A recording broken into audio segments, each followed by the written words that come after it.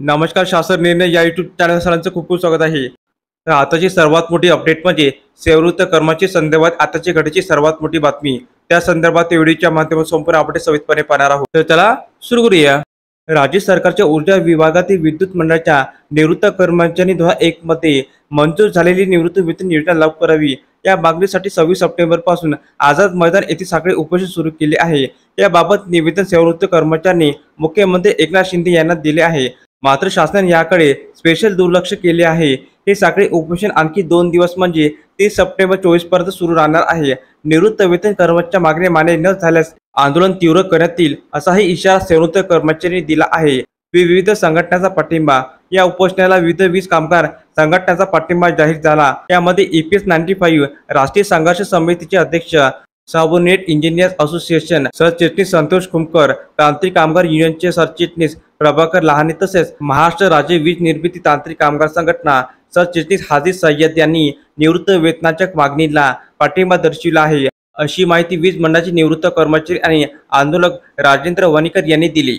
तत्कालीन ऊर्जा मंत्र्याचे आश्वासन. आंदोलक राजेंद्र वणीकर यांनी सांगितले की वीज कामगार 1996 पासून मंजूर झालेल्या पेन्शन योजनेची अद्याप अंमलबजावणी झाली नाही. वीज कामगार सन 1996 मध्ये ठराव क्रमांक BR 624 नुसार पेन्शन मंजूर झाली.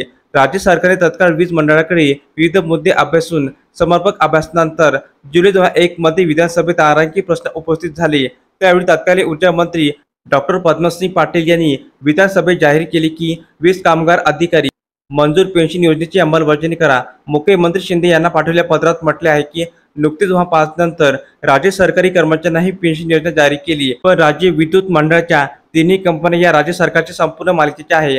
आपल्या सरकारने याबाबत आजपर्यंत काहीच निर्णय घेतले नाही. आपले लक्ष वेधण्यासाठी या पत्राद्वारे आपणास विनंती करतो की आपण ऊर्जा मंत्री समेत सेवानिवृत्त कामगार संघटना अशी एक संयुक्त बैठक आयोजित करून आम्हास आचारसंहितेपूर्वी 2001 मध्ये राज्य विधानसभेत मंजूर झालेली पेन्शन योजना मान्य करून अंमलबजावणी करून न्याय द्यावा.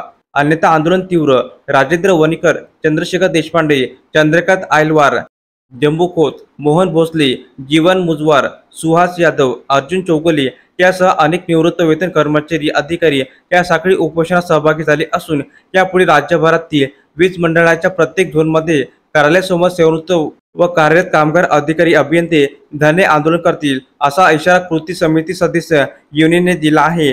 तर अशा प्रकारे आजच्या एपिसोडमध्ये आपण पाहिलं की राज्य सरकारी कर्मचारी संदर्भात अतिशय महत्त्वाचा अपडेट. तर हा व्हिडिओ आपल्याला आवडला असेल तर चॅनलला नक्की सबस्क्राईब करा, लाईक करा, कमेंट करा आणि अशाच नवनवीन अपडेट मिळण्यासाठी शासन GR यूट्यूब चॅनलला सबस्क्राईब करायला अजिबात विसरू नका. धन्यवाद.